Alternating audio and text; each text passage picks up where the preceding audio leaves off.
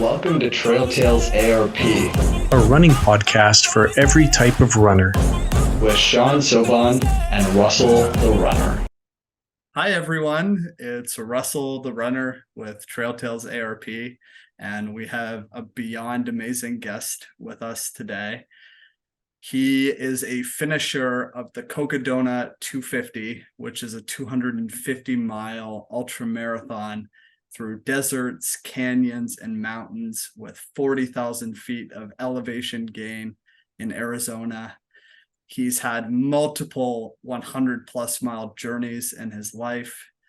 Welcome to the show, my friend, Brian Bondy. How are you doing? Hi, Russell. Thanks for having me. I'm doing great. Thanks. We are endlessly happy to have you. Your life journey couldn't be more inspirational, and it's amazing to have someone who's had the journey of the magnitude that you've had on our podcast. Thanks. Definitely. Well, so let's start by diving into this. And Sure. the first thing that I want to focus on is gratitude.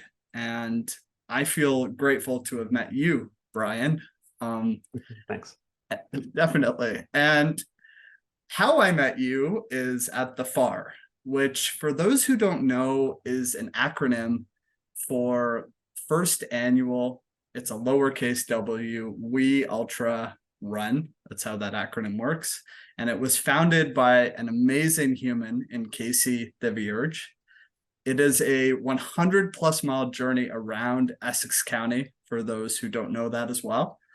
And Brian, you've finished the FAR 5 different times on 5 different years on the first weekend in June. And you've been the king of the FAR 3 times, which, for those who don't know as well, even though it should be quite self-explanatory, means that Brian's won the FAR 3 times. And that couldn't be more impressive and inspiring, of course. And so I have a few questions that I've never asked you, Brian. How did you meet Casey? What drew you to FAR in the very beginning? And tell everyone about your keys to success as to how you've had so many incredibly inspiring journeys around Essex County. Sure. So I guess to answer that at the start, just by who actually introduced me to running, which was Sam. And Sam is a girl that's in the We Ultra group. And before I was introduced to the We Ultra group, she actually introduced me to the We Ultra 50-mile and 100-mile training plans. So I followed these training plans for months, not knowing about the group, just seeing that the title at the top that said We Ultra. And that got me ready for my first 100-mile, which was 5 years ago as well. Hallucination 100-mile. So that was what that 100-mile training plan from We Ultra. And then after I finished that, same girl that got me into running, said, "Oh, why don't you bandit this run named the FAR?" And so I said, okay, I'll do it. So I think it was maybe 3 weeks after my first 100-mile, I was off to do my second 100-mile. And this was at the start when there's less rules for FAR, so it didn't matter what your start time was. So it was the only second year that they're running the FAR. So I started at night because that's what I was used to with the Hallucination 100-mile. I started at night as well. And so it's a little bit different than the other 4 finishes that I had, which was at, I think, a 5 or 6 a.m. start, I can't remember. No kidding. So that one started at night, and I just ran through it and banded it all by myself. And I was the first person to do it in one chunk 5 years ago. That is beyond amazing. I didn't know that FAR wasn't your first 100-miler. I'm somehow just learning that now, that Hallucination 100 was your first 100-mile ultramarathon journey. Where is that event? It's in Michigan. Run Woodstock is the event for it. Yeah. Oh, all right. It's fairly local to you then. And yeah. And you did the FAR 3 weeks after your first 100-mile journey. How I'm just learning this now, which is incredible. You ran your first 200-mile journeys within the span of a month. Yeah. Which is phenomenal. I didn't know that. That's Yeah, so amazing. that was all from a Facebook message from Sam, who had suggested that I do that. So, And Sam is, but is an amazing human being. I haven't had the chance to talk with Sam much, but I've seen her at the FAR both years that I've been there, and yeah, she's a very selfless person, and she volunteers at a million different races. So which she's is pretty amazing. the essence of We Ultra, to give back to the community and to appreciate the we in ultra marathoning specifically. That's incredible. How did you, I have a question just based on that alone.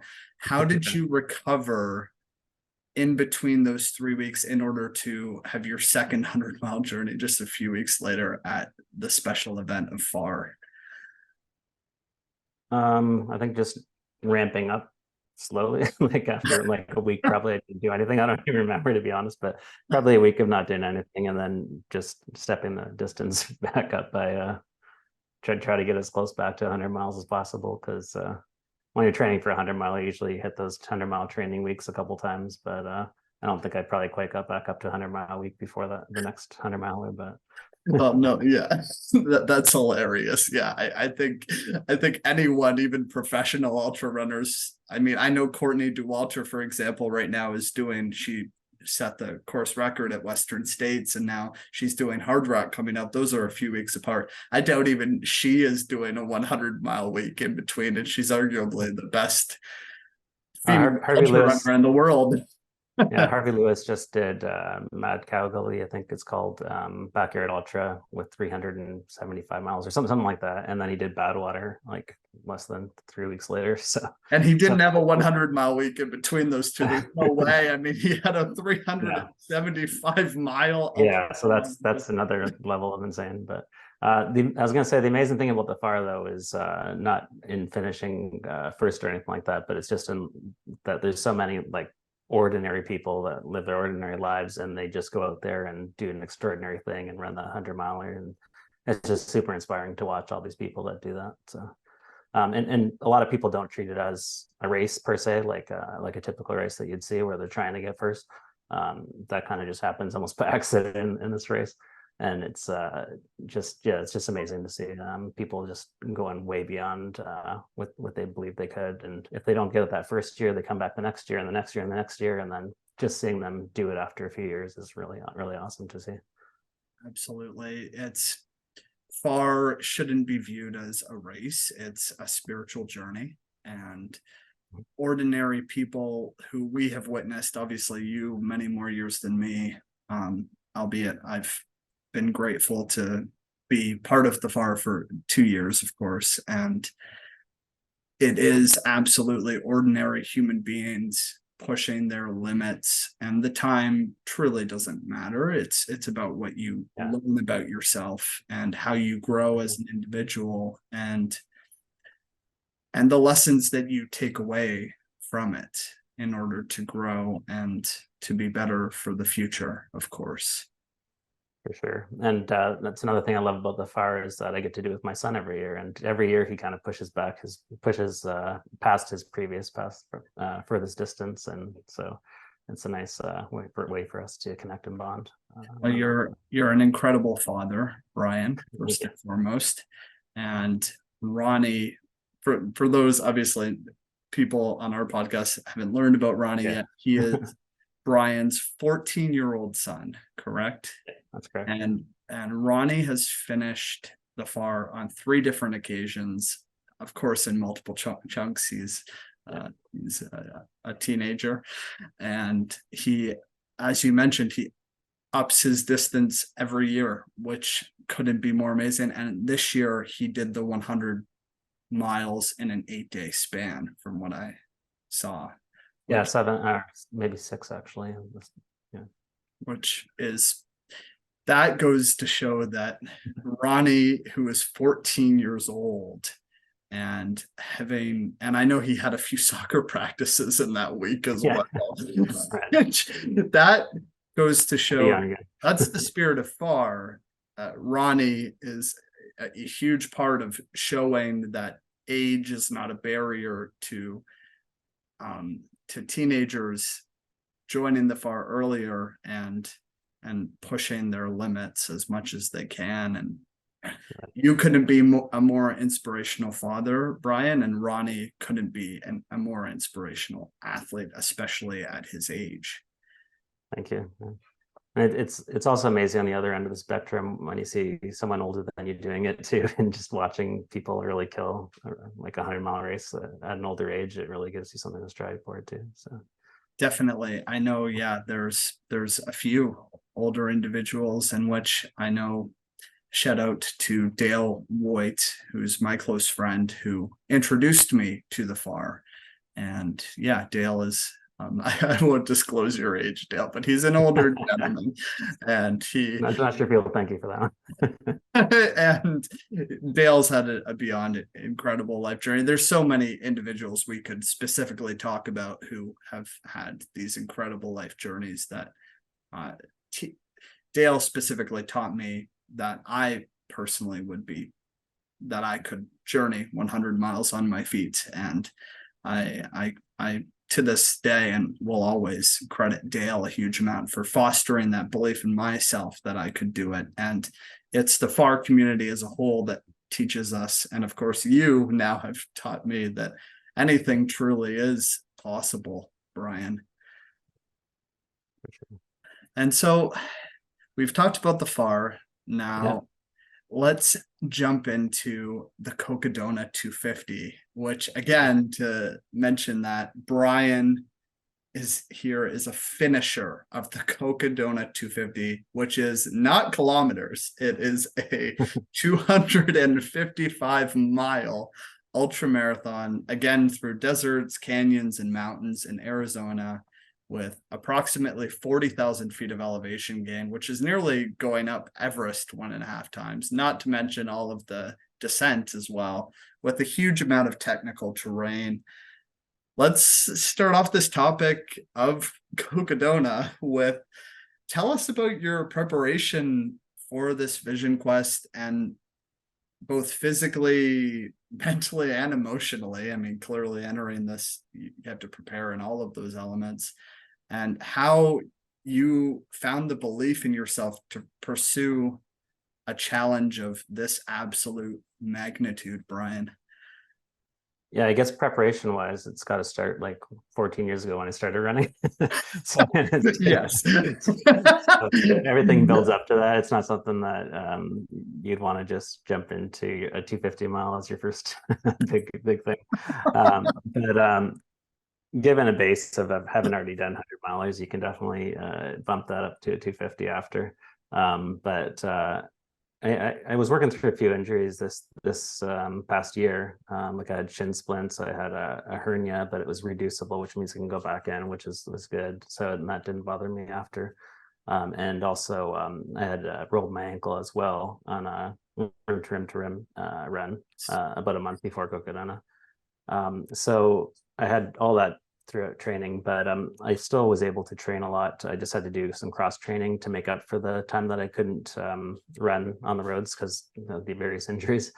So treadmill was just a softer surface, and so I did that a lot. I did a lot of biking, I did rowing. I just tried to get at least 15 to 18, maybe on average, hours per week of hard training, and just really getting my heartbeat up there, and just did the best I could, really. The hardest part of the FAR is probably within the first 50K, because this a quarter of the elevation. It's a really hard part. There's not a lot of aid stations during that part, and so you have to carry 4 liters of water, which is pretty heavy.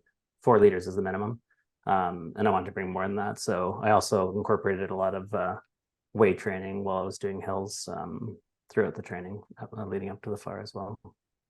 That all makes perfect sense. I remember you mentioning that ankle rule specifically when you went out with a few of the We Ultra Amazing Humans. And yeah, that must have been incredibly concerning, because I know that was about a month.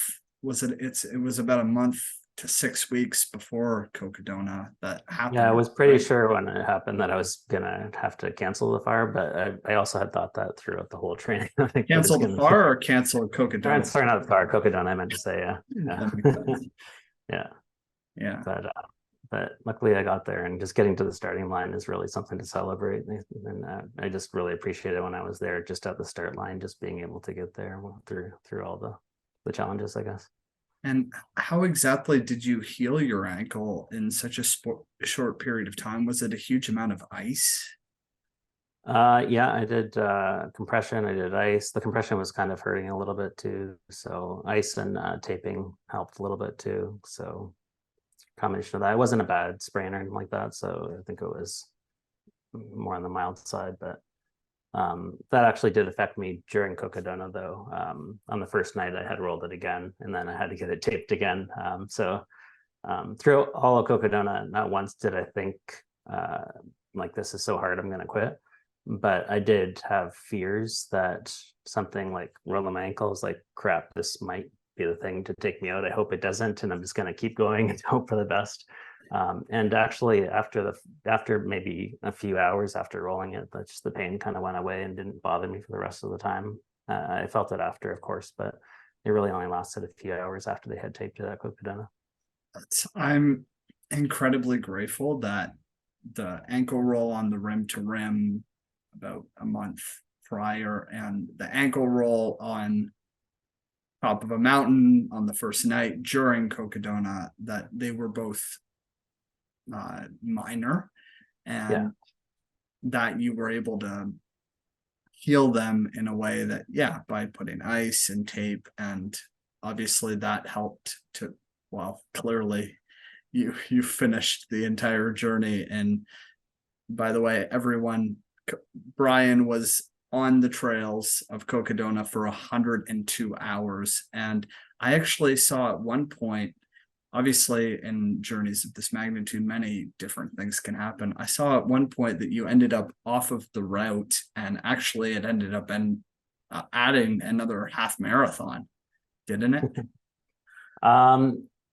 So the live trackings are sometimes off by quite a bit.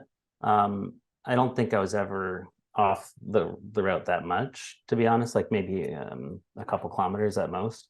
But what happens more often than not is that you're following a GPS route, basically, and it doesn't match the exact flagging that they have. And so you kind of go back to see if you're wrong, and then you see that you weren't wrong, and you did follow the flagging. It's just the GPS route wasn't updated for one of the turns that they had done. So there's a lot of cases like that, where you add a little bit of distance at a time each time, I guess. And that just adds up to, over the course of a 250-mile, a half marathon. It seems like a ton, but it's really just minor things added up over and over again. That makes way more sense, because I mean, it would be hard to end up off the route for that many miles. I have seen that happen before. I remember watching the Moab 240, and David Goggins ended up 15 miles off the road, and it became the Moab 255 for him. Yeah, he was way off. These things do happen, but you were thankfully just slightly off. And right. The way you've explained it, the GPS discrepancies just end up being, just the way they are. And I looked at a few other people, and it wasn't uncommon to see an extra half marathon onto that. That makes sense. Which, that's, I mean, every little bit counts when you're right. You don't want any extra mileage when you're taking on 255 miles, of course. Yeah, they don't account for that when they tell you 250 miles. They don't account for the extra half marathon you have to do. So that's on top. Definitely. Up it on 263, I guess. Just make it way more difficult. That's actually it doesn't seem that much more difficult. Every mile does end up counting. That. And actually, in my head, as I was doing the run, I kept thinking to myself, like, I started, okay, I'm doing the Cocodona 250, and then after 50 miles, I was like, okay, I'm doing the Cocodona 200, and then when I was down to 100, okay, all I have left is just a Cocodona 100. So I just kept those are highly effective tricks in your mind. You just subtract.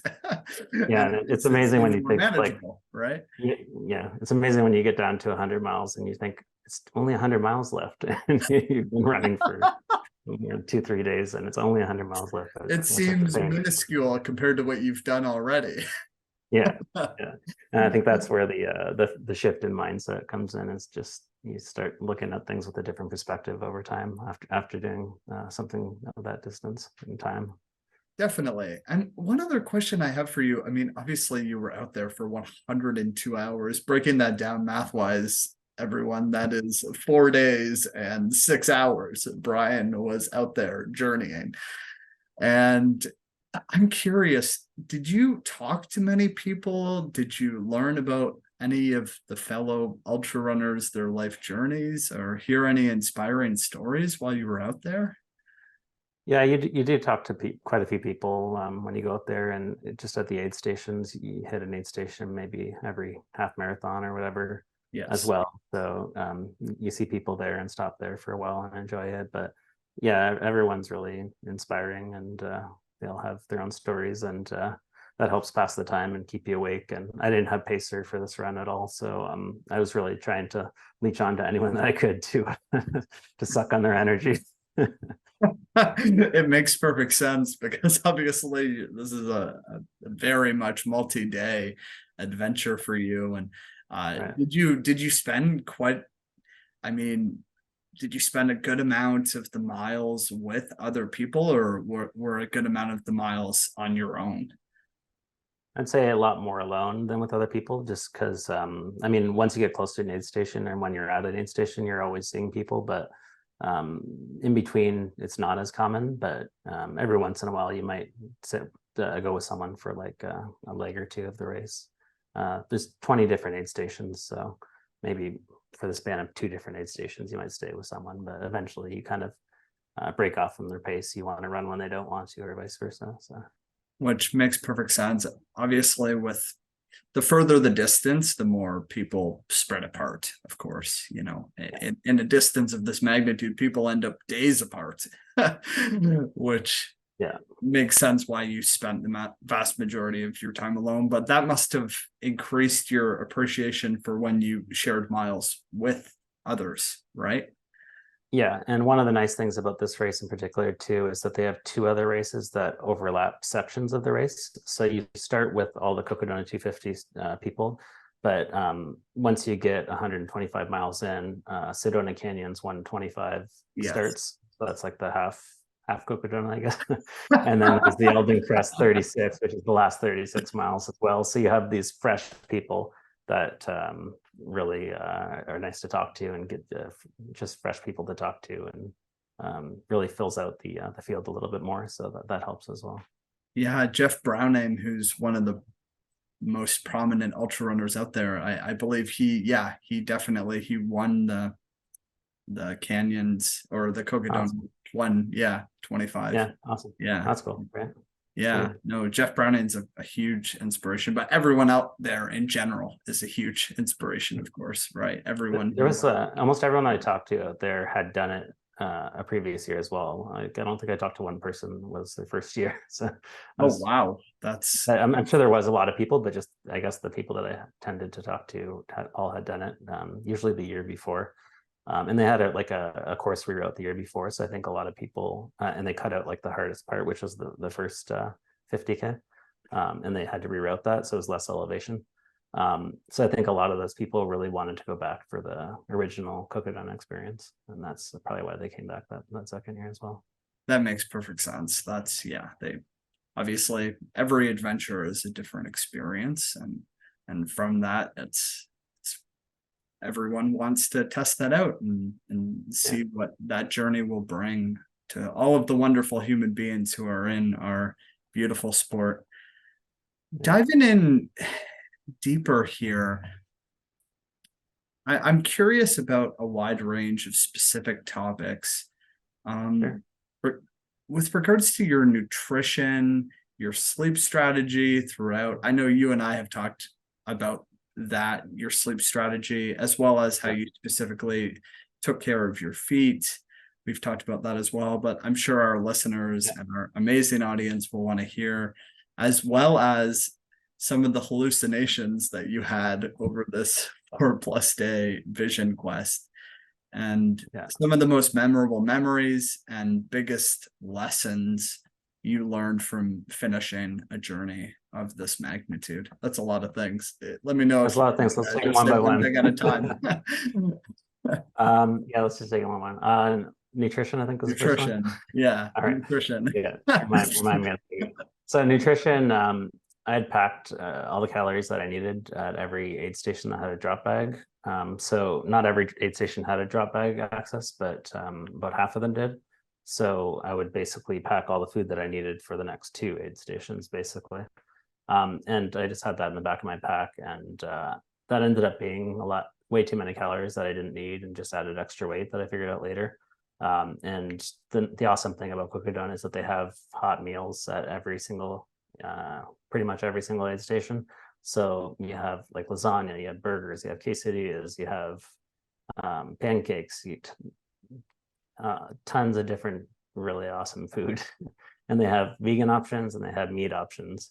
And I typically eat vegan throughout my whole since I've started running, basically, just because I find that I recover faster that way. But when I was there, I just felt so kind of drained that I just was craving meat. So I just went ahead and ate meat there. So, but a lot of people stick with vegan stuff the whole time. But for some reason, I was just craving meat. So I just, since I'm not officially vegan, I do eat meat. I just decided to dive into the meat stuff after about maybe the first 50 miles. I'd say that's a wise call with a journey of 260 miles for you. You certainly need some good protein, and meat would be very strategic for that. Was it burgers, lasagna with ground beef? It was like for example, lasagna, they had a vegan option or meat option, and I was like, I'll take the meat option. I love it. But yeah, not everything had meat. But when there was an option, I usually favored the meat option. That makes sense. And that gave you strength to continue on, did it not? I mean, clearly it did. Yeah, I mean, you need to be eating, or you're gonna not make it. No, you'll just face plant in the desert, right? Yeah, and you're burning so many calories that as much as you can get in, you should do that. Hold the carbs, right? Yeah. More than carbs, you need everything, fats and proteins and everything else, all the micronutrients and stuff too. I think the next thing was sleep. So sleep, I planned it completely different than I executed it. So I planned I was going to get 3 3-hour naps for 3 nights. It ended up being 4 nights. And I tried to sleep the first 3-hour nap, I guess, once I got to the place that I had planned to get to. And I just couldn't sleep. There was we were in this bunk room, and people were moving around, and just had some caffeine in my blood, and I was just not having it. So I got up and just started running more. And then what did work for me though was I would set my alarm for 20-minute trail naps. I'd usually wake up within 10 minutes. So I would just put my buff on, I'd throw my pack off, use it as a pillow, and just go off to the side of the trail so no one stepped on me, and just slept right there. And I would just do that, and then 10 minutes later I wake up fully refreshed, and I'd get to running, and I'd just keep running until I got tired again. And then I would do the same thing, repeat about 4 times a night for 10 minutes each time, and that's what got me through for sleep. Which is amazing. Those are tiny naps. I know you and I one-on-one have talked about this before, and it's highly strategic in my mind that you used a buff to cover your eyes and a pack as your pillow. It's a wonderful thing, and it worked. And the other thing I did too was I'd throw my poles down in the direction that I should continue, because the first trail nap that I had, I got up and I started running on the trail the wrong way until I saw a headlight coming at me. And I was like, oh crap. So I turned back around. So that was probably that played a little bit into maybe the half marathon extra. When you're out there for many days, when you wake up, you might forget which way you're going. You're disoriented. You're nice on a mountain, so you don't know which way is the right way. So after the first time that I messed that up, I had my poles just pointing the right way. So as soon as I got up, I'd look which way I need to go by my poles, and I didn't mess up after that. So that's good 101 multi-day ultra running tips, advice. for those of you who are going out there for multiple days and you're exhausted, do what Brian did and lay your poles in the direction that you need to keep going when you wake up from your nap. Yeah. Right. That's brilliant. What was the next thing? I had quite a few things. I overloaded you, Brian. Here we go. Exactly. Foot care. Tell us Yeah. about your foot care. Foot care. So I went into this, I guess I should probably say cocky, but like where I was like, I do 100 miles all the time. I don't get any blisters whatsoever, so I don't tend to blister. So I didn't go. I wasn't so cocky about it though. Like at every aid station, I would take off my socks and I would change my socks and I would wipe them down with wipes. That wasn't enough. So that'll get you through for sure for a 100-miler, and you might not even need to change socks for a 100-miler. But for this race in particular, where you're in the desert and there's rocks and sediments and you're going through river crossings, and that just wasn't enough. So you either need to be taping your feet before, or be applying glide on them every time as well as cleaning them and as well as changing socks. But I would probably recommend really like taping your feet. That's probably required. And I think that Your I whole probably foot, your whole entire. just, I guess, the hot spots, and you kind of have to learn over time what those are. But I guess like right underneath your toes and that pad there, you want to tape. The back of your heel, you want to tape. Probably each individual toe I would tape, and like if I were to do the Cocodona again, which I would for sure. But all in all, my blisters were extremely bad, I would say, at the end, and especially underneath my foot. It was like I was on crutches for probably 4 days after when I got back, because I couldn't walk on them. So, but when you're there, when you have the adrenaline going through you still continue on through it. But I was hitting the aid stations towards the end, and the volunteers there, bless their souls, were very helpful, and they got me through. So The volunteers took care of your feet by the sounds of it. Yeah, and that leads me to this book that I bought that I'm reading right now, Fixing Your Feet. You've mentioned this book Yeah. to me, which I should buy that book. If there's one book that I should read, it's that. Thank you for mentioning it. And how are you finding the book? I mean, it's not the most captivating book, but No. but there's very practical advice in it, and it even gets into talking about things like, for example, running on concrete versus running on asphalt, and concrete can be 10 times harder, so you should really try to run on asphalt. So there's practical advice like that too that I think will reduce injuries in general for me as well. And yeah, it just has tons of different tips, so it's good. I just have to consume it slowly because I can only take so much reading about feet. Yes, it's not exactly the most exciting. It's far from the most exciting topic. Obviously, Yeah. If you told me 15 years ago before I started running that I'd be reading a book about foot care, I wouldn't think you're crazy. But I would agree with you. I wouldn't have thought this even. I mean, I only started running 5 years ago next month. wow. It's hard to believe that. Yeah, we need to read about foot care, but it also makes sense and it's logical based on the extreme endurance challenges we're taking on. And I want to specifically mention how I greatly appreciate your specific advice about the anti-glide and taping up feet, especially with the hot spots, taping up underneath the toes specifically. And just to clarify, for all ultra runners who are taking on these long, I would say 100 miles and up, but I mean, you could even argue for some, if some are walking 100 kilometers, then this would apply as well. Mm-hmm. To apply glide throughout your entire feet, the top of your feet, your toes, on the entire, it doesn't hurt. the toes, everything with regards. Yeah, you probably don't, like, I mean, the chance that the top of your foot blisters or something like that is probably really low, but it doesn't hurt to just do your whole foot.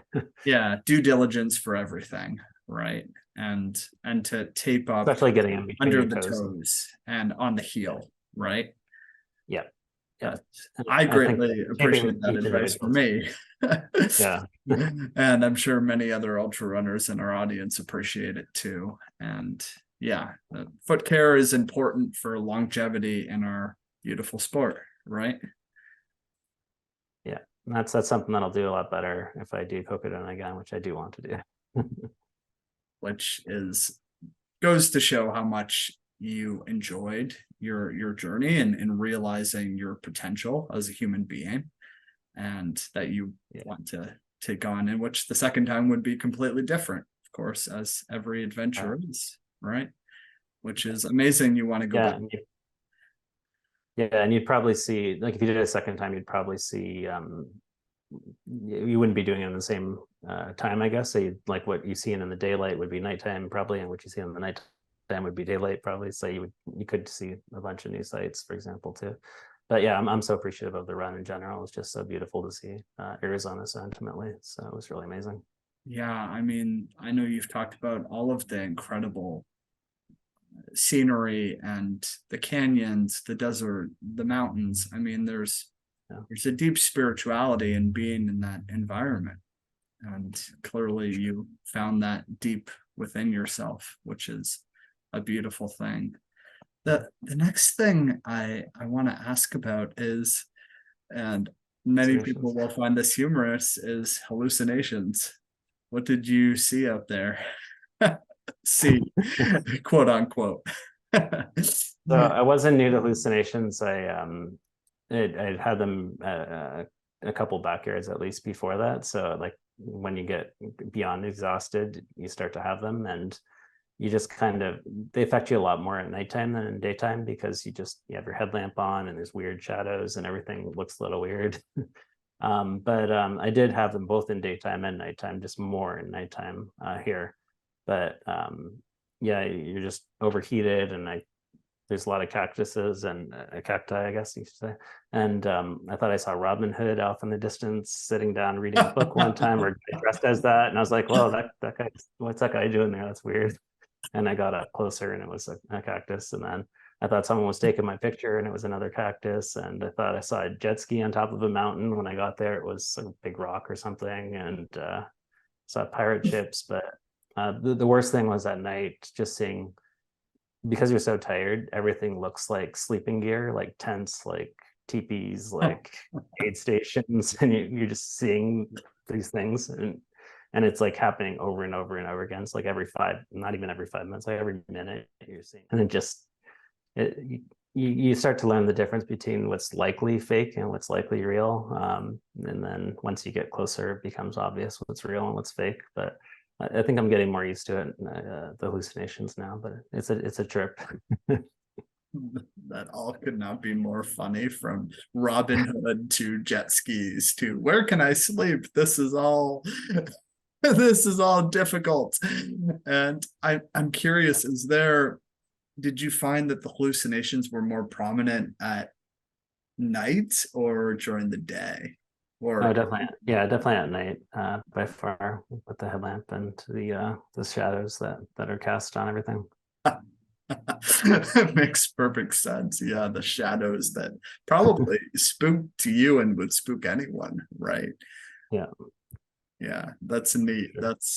I mean, it must have been scary to some extent when you can't like realize that it isn't real, right? I'm getting more used to it now. Like the first backyard ultra that I had them at, I was kind of freaked out about it, and I think I was like, I don't know if this is safe for me to be running in this and seeing things like this, and so I was kind of freaked out, and I stopped, I think, on that one. But I think that was probably persistent backyard, but I'm more used to it now, so it doesn't freak me out as badly now. So I just kind of accept it.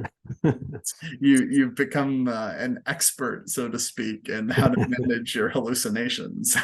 You're an expert, or I'm crazy, or something. I don't know. Which is awesome. That's so great.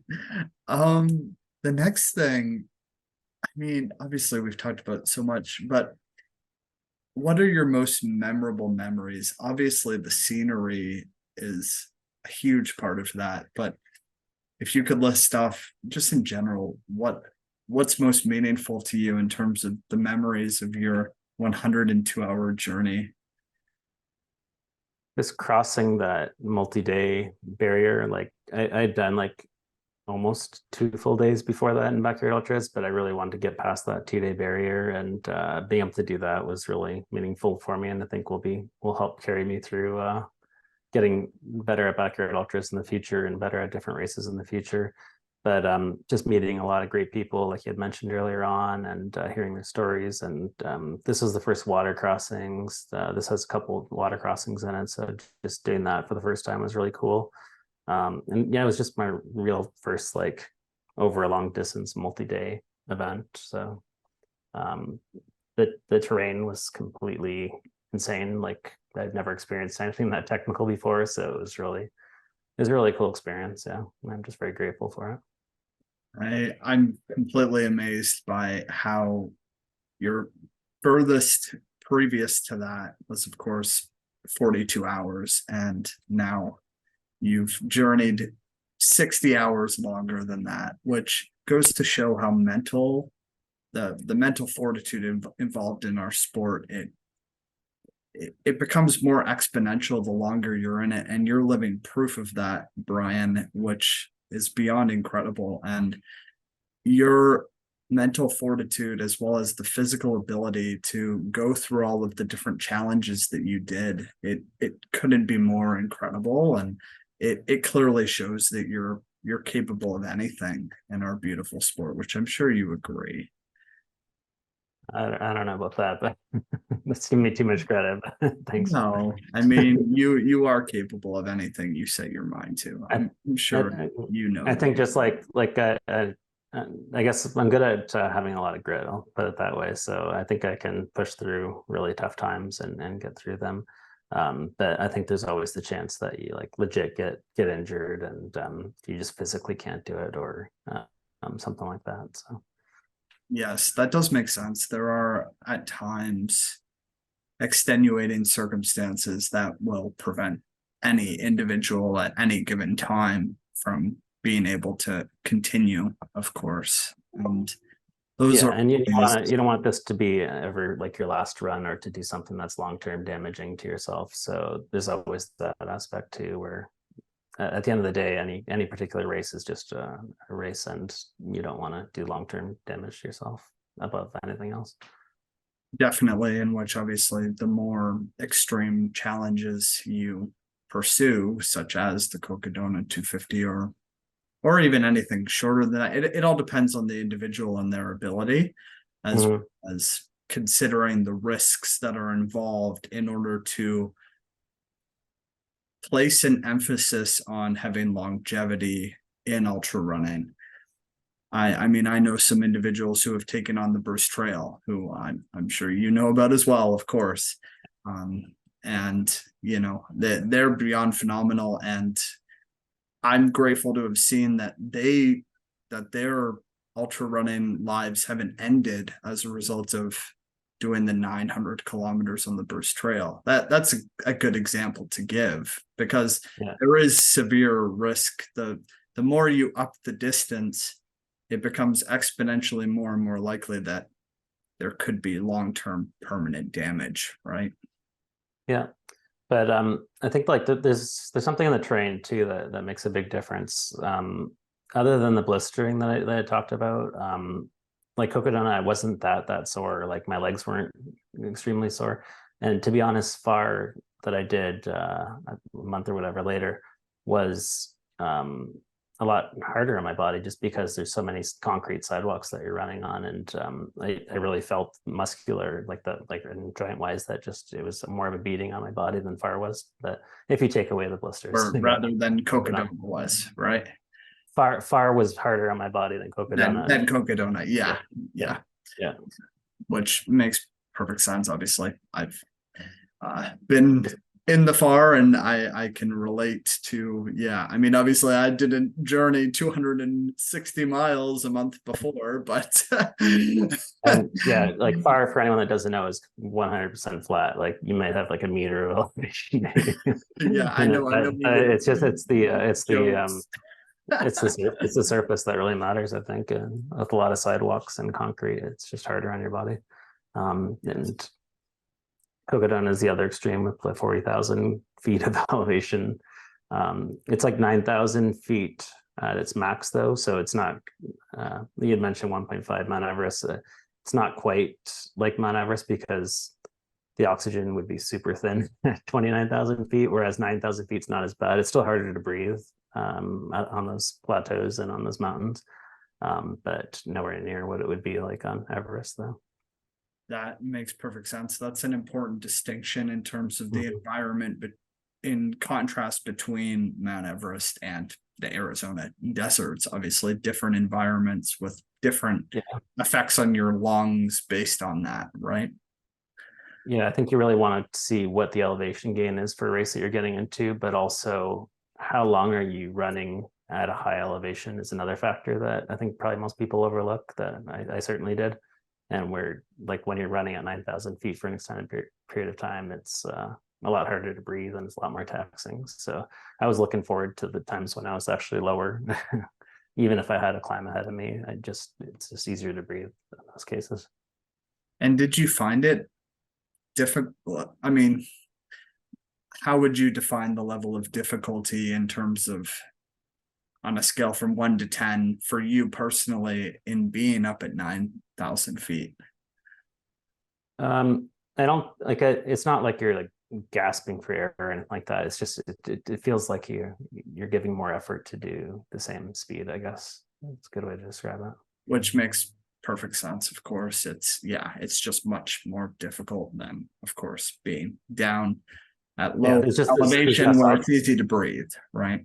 There's less oxygen available, basically. So yeah, that makes sense, which is a challenge that you bring up a good point. People should consider that and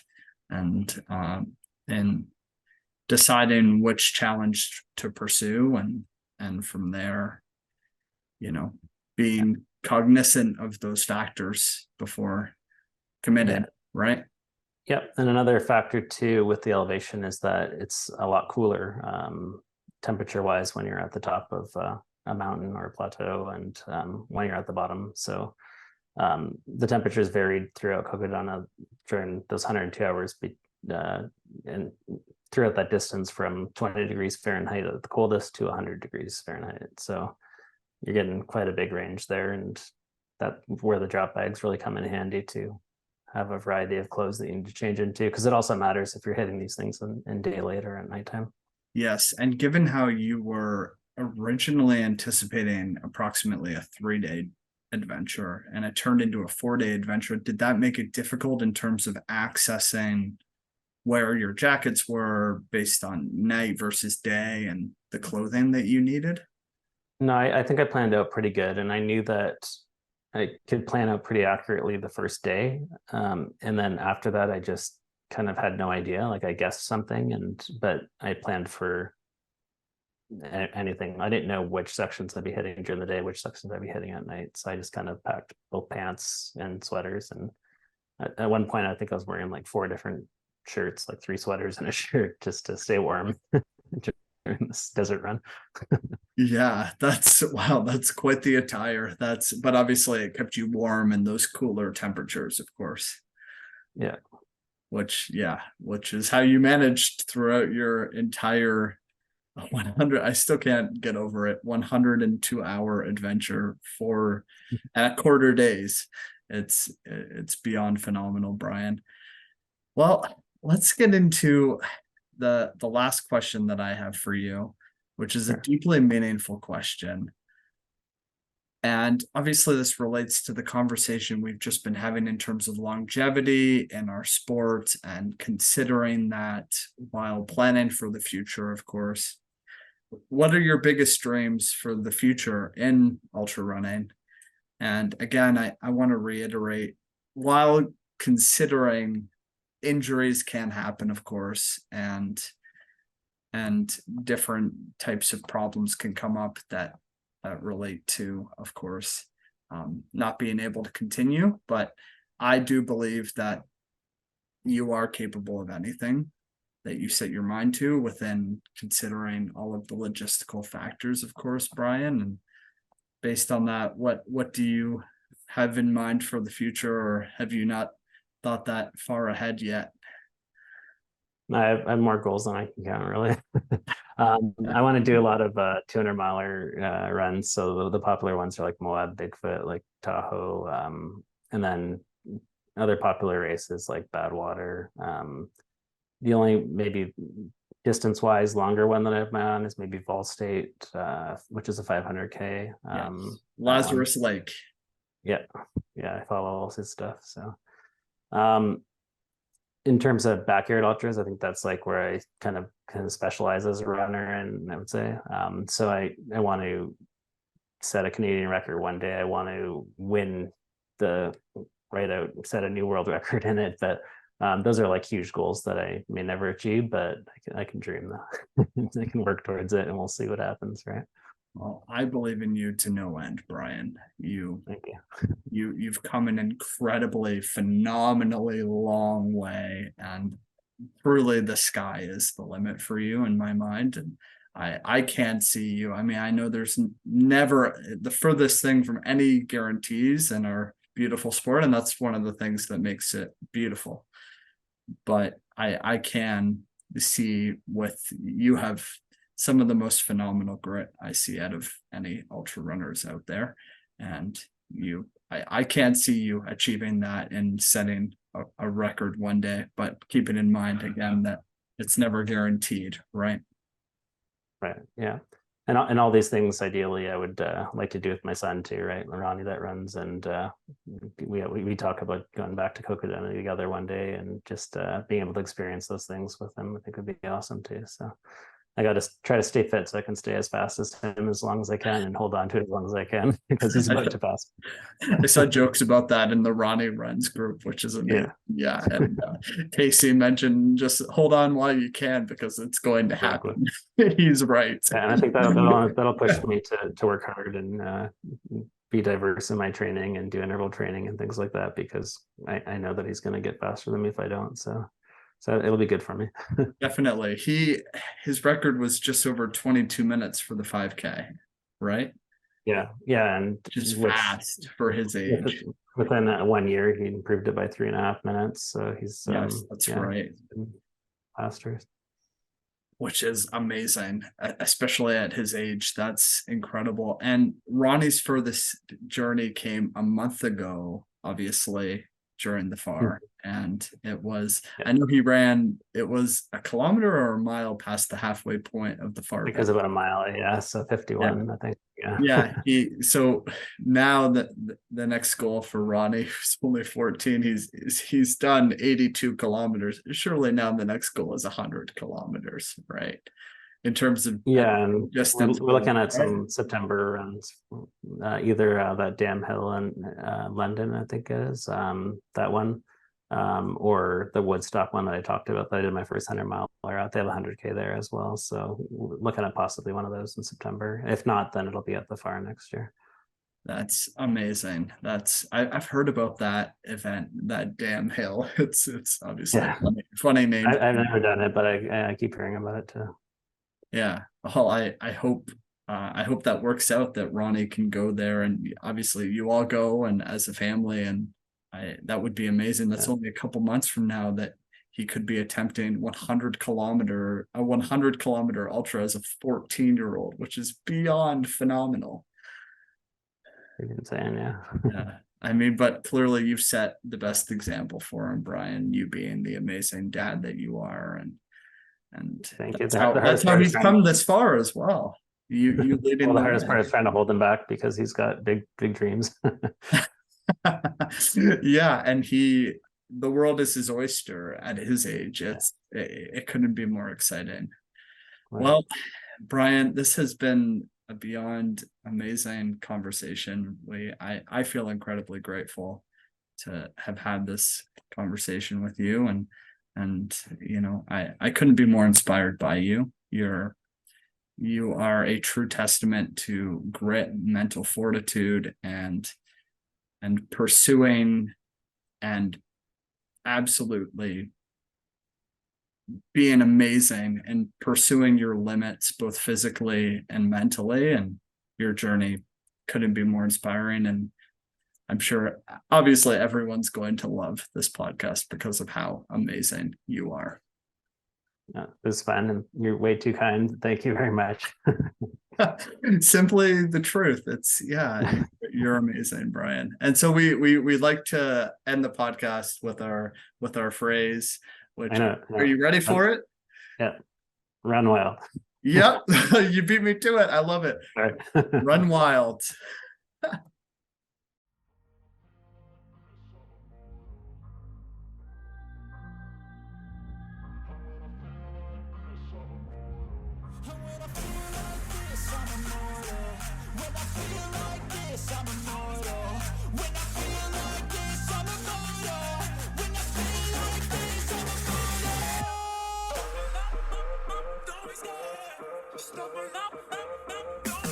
And that's a wrap on this episode of Trail Tales ARP, a running podcast from Sean Sobon and Russell the Runner. Thank you very much for listening. Don't forget to follow us on Instagram at trail_tales_ARP. Check out our YouTube channel at Trail Tales ARP, and you can catch us on Spotify, Apple Podcasts, or wherever you get your podcasts from. Please don't forget to subscribe and leave us a review. Catch you next time. Run wild. No, I'm never turning back. I won't stop, I'ma fight until there's nothing left. It's so what? You're gonna be hurting bad, cause I've been to hell and back. You don't wanna make me mad, I stay strong. You will never see me crack. And if you get in my way, you gonna feel the wrath. Gotta say it to my face while he's looking back. Mirror breaks after math. When I hate, I attack.